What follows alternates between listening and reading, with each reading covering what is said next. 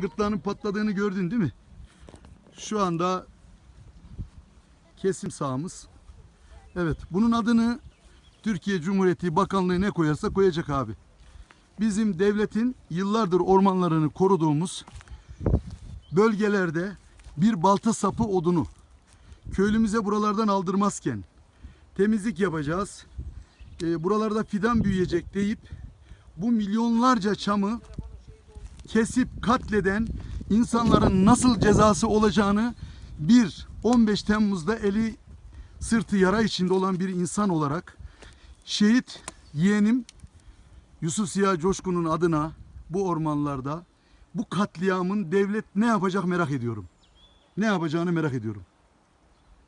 Bu katliamı adını nasıl koyacaklar ve şu garantiyi yöre halkı olarak bir Müslüman olarak bir yörenin halkı insanı olarak şunu istiyorum. Burada kesilenlere tamam.